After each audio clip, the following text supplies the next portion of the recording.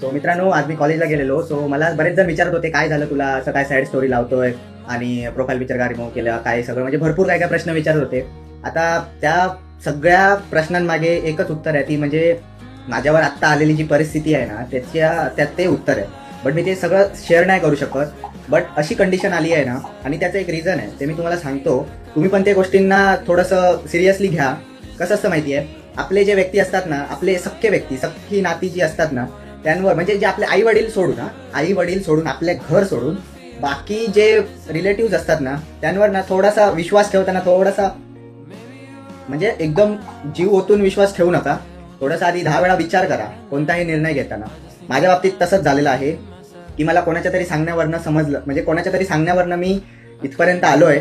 आणि इथपर्यंत आल्यानंतर असं समजते की समोरची व्यक्ती पूर्ण पलटी खाते की आम्ही असं सांगितलंच नव्हतं. तो माझ्या हात आता याच्या खाली अडकल्या, दगडाखाली. मी काहीच करू शकत नाही, माझ्याकडे ऑप्शनच नाहीये. आणि तुम्ही समजू शकता, म्हणजे अंदाज लावा काय कंडिशन असेल माझी ती. तो माझे काही डिसिजन्स आहेत, ते मी सांगेन तुम्हाला, शेअर करेन हळूहळू. बट आता मी सध्या भरपूर म्हणजे विचार पण करू शकत नाही, त्या कंडिशनमध्ये आहे.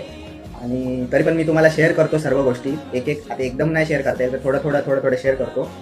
तर तुम्ही ते ऐका नीट. लाईफचे लेसन्स आहेत, जे तुम्ही तुमच्या आयुष्यात चुका करू नका, जे मी केल्या आहेत आतापर्यंत. भरपूर चुका केल्यात मी. सो आता अशी कंडिशन आली आहे की मला काही गोष्टी सॅक्रिफाईस कराव्या लागतील माझ्या पुढच्या जीवनासाठी. सो बस एवढंच सांगेन. बट मी जे सांगतो ते लक्षात ठेवा, कारण मी खूप इम्पॉर्टंट गोष्टी सांगणार आहे तुम्हाला, जे तुम्ही कधीच त्या फॉलो करू नका. ज्या चुका आहेत त्या खूप इम्पॉर्टंट आहेत, तुमच्या पण आयुष्यात येणार त्या सीन, ते तसे सीन येणार.